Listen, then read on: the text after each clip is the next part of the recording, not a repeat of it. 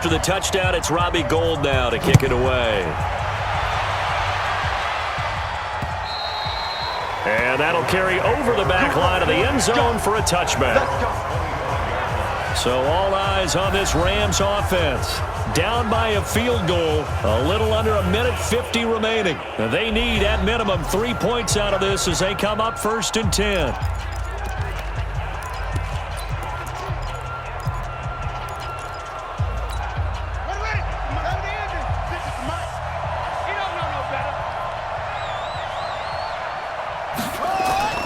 Back to throw. Over the middle, it's complete. And he's taken down, but able to slip across the 35. Right off the bat, it's a first down to start the drive, 12 yards. He's back to throw. Obviously a big first down right there. Yeah, and he can't get a throw away. He's taken down. D Ford in there to drop him as that clock continues to run. The amount of sacks that they've absorbed in this game is absolutely extraordinary. Let's just face it. This is taken in. It's complete. And they're going to have this across midfield and inside the 45. Now San Francisco going to call their second timeout. That'll leave them with just one remaining in this 4th quarter of play.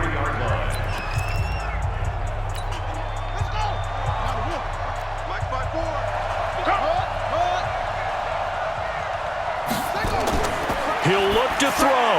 Into the hands of the tight end. This is Jordan Thomas.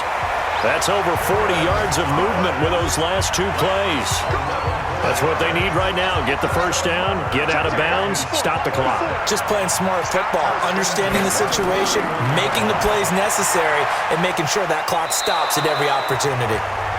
Now the Rams will signal for a timeout, their second, as they get it with 26 seconds to go in the football game.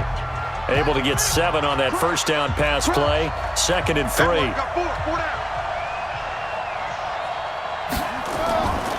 Gurley. And he'll get it down this time to the 17. That one a first down pickup of 8. From the red zone now, they'll look to throw. To the end zone, but it's incomplete. Jordan Thomas, the one he was looking for, but it'll be 2nd down. So the field goal unit is on the field as this is a big spot right here. This to potentially send us to overtime.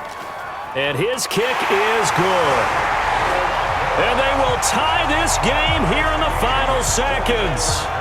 So a money kick there in the final seconds. And now, barring any hijinks on the kickoff here, partner, I think you and I, we're going to settle in for a little overtime. And I wouldn't have it any other way. This has been a dogfight all through regulation.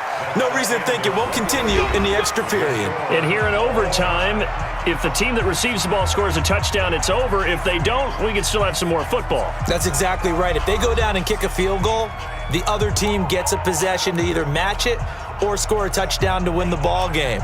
If both teams kick field goals, the next team to score wins. But if the receiving team throws a pick six or fumbles the ball and it gets picked up by the defense and they score, the game is over at that point.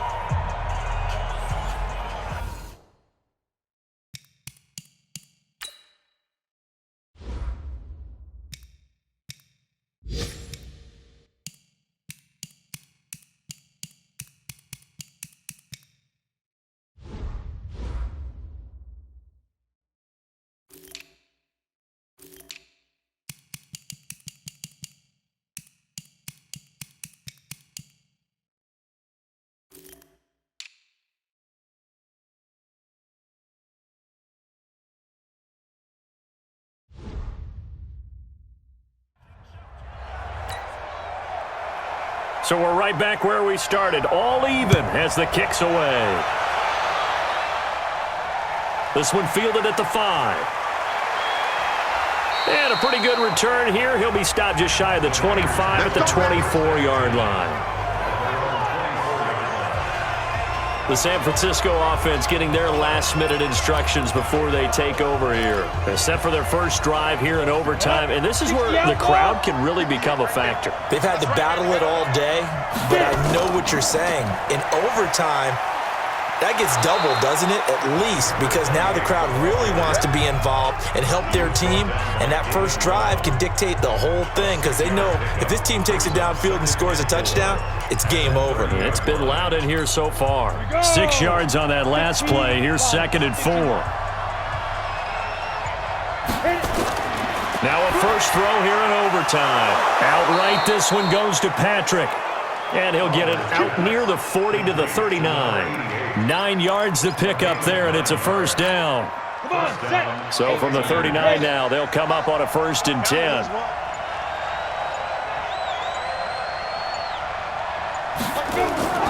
Here's Gore now, running out of the gun. And this will leave him a yard short. Nice pickup of 9 yards on first down. And there we saw one of the downsides of blitzing during a rundown because sometimes you get out of your gaps. You don't fit the run quite as well because you're headed towards the ball carrier with abandon.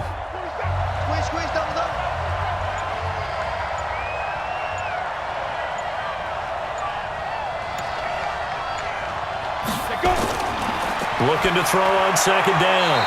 Fowler, and that is incomplete. I don't want to overhype it, but this is a big early season game, especially an overtime win. That could give you a big boost going forward in the season. It certainly can, and I don't think you're overhyping it because cliches go out the window when you start to play overtime. And you're right, the winner of this game now, that's an extra boost moving forward, and it actually is an extra hurt for the team that loses because normally you shake it off, but in this situation, it lingers a little bit longer.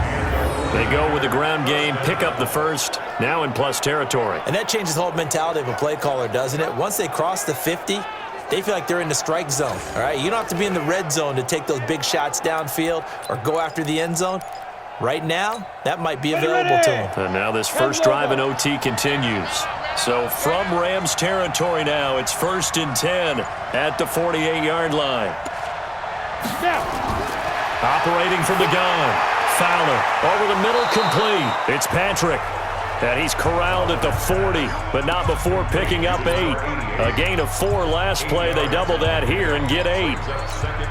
Facing a 2nd and 2 after that last catch, good for 8 yards.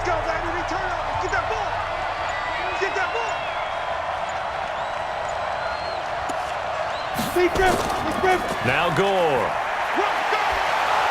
And here he'll be brought down a little shy of the 35 at the 36. A gain of 5, good enough for the first down. 2nd and 2 is prime time for a little bit of a gamble, isn't it? Open up the playbook, go play action, toss that bad boy deep. But in this situation, go ahead and give it to your back. Let him pick up a first down, keep the sticks moving. Gore again here on first down. And this play will be blown up. He'll lose yardage back at the 38. That's going to go as a loss of 2, and it'll be 2nd down. He's had some big runs in this game. Not there, though. But I don't think they're going to be deterred by that play right there. He's had some nice runs in the game. And how many times have we seen a good running back get stopped, yet turn it into something big on a later carry? I'd stay with him. Here we go on 2nd and 12. Over the middle, he completes it to Hurd. And inside the 20 before he's brought down. 19 yards to pick up there. Move the chains. That was a nicely run slant route, and what the receiver's trying to do is make the defender think he's going upfield for a deeper route and then breaks it off, usually after about 3 to 4 steps, and cuts towards the middle of the field. And now what he's trying to do is use his body to keep the defender away from the football and give the quarterback a really nice target.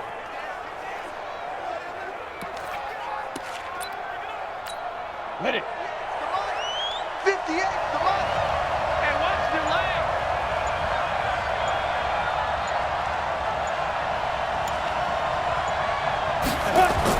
They'll run on first down. Smallwood. And stopped a few yards shy of the goal line at the 3. Another nice gain, 16 yards there and a first down again.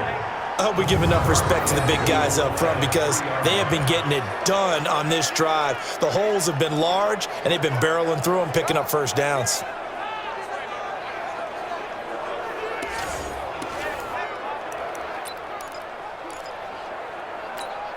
Two big plays in succession. Not sure this D knows what hit him, but now they got to get ready. It's 1st and goal.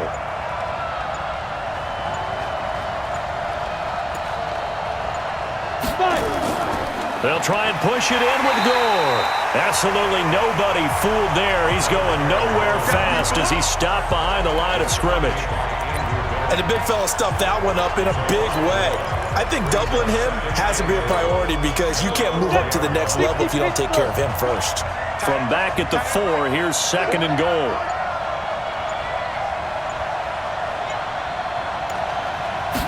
Second and 4. Looking end zone, but it's incomplete. He was looking that time for Dante Pettis, but now it's 3rd and goal. They may be snapping the ball near the goal line, but all you're thinking defensively, keep them out of the end zone. Force the incompletion, force them into going for 3, and not giving up 6. And they're going to get him. They bring him down to the sack back at the 16-yard line. Samson Abuka picks up his 2nd sack of the afternoon. There's a little bit of defense right there. Nickel set, 5 defensive backs. They just snuffed out every route that was going.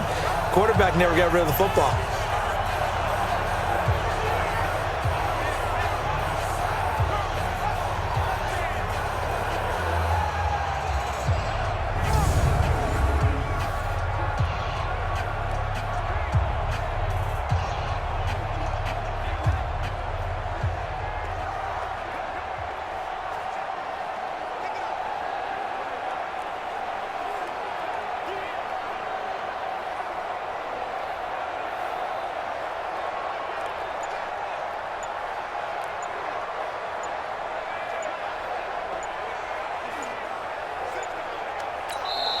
Now with the play clock down to 2, we're going to get a timeout here. They'll be down to just 1 remaining as we step aside here in overtime.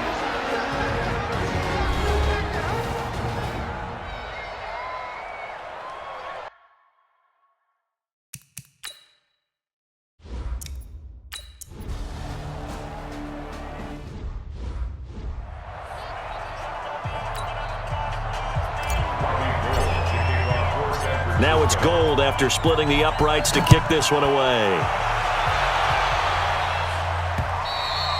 And this will be a touchback as that sails over the end line. And our attention shifts to Todd Gurley. And after a sluggish start, he's really bounced back. The numbers bear that out. And you're a baseball guy, partner. How many at-bats over the course of a baseball season? Oh, boy, 4 in a game. Yeah, about 4 in a game. 4 times 162. 350 or so, right? Sometimes it takes a while for a guy to get going. That's my point. It's not the first few carries. You don't worry about that. As they go along, get that guy lathered up, get those blocking assignments down. Those 2-yard gains turn into bigger gains as the game moves along. They're throwing to start the drive, but that one incomplete. An incomplete pass leads to 2nd and 10 from the 25. Now back to throw. Over the middle, that's hauled in by Kupp. And down he goes, but he takes it up to the 40. 15 yards on the play, 1st down. First and 10 at the 40-yard line.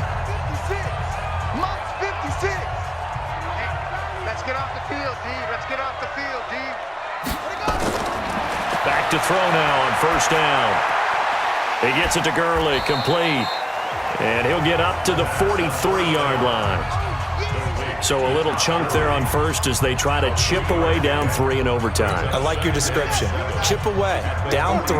You don't have to get it all in one big play, although obviously that would be nice. But there's no need to have that type. Oh, it's intercepted. That'll seal it. Picked off by Akello Witherspoon. So a good one that we got to watch here, partner. Into overtime, they're able to get the field goal and then the pick at the end to seal the victory. And that game was snug all the way through.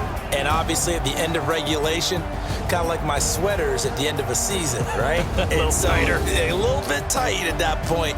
Then we get to this, and how about the way they finish things off? Every bit of their team contributed, right? Went downfield, kicked the field goal, and then defensively, the interception to seal the thing. So for San Francisco, they did what they needed to do. They split their first 2 road games of the year, and they will head back home next week. Meanwhile, for the Rams, they will fall to 1-1, and they'll get a chance.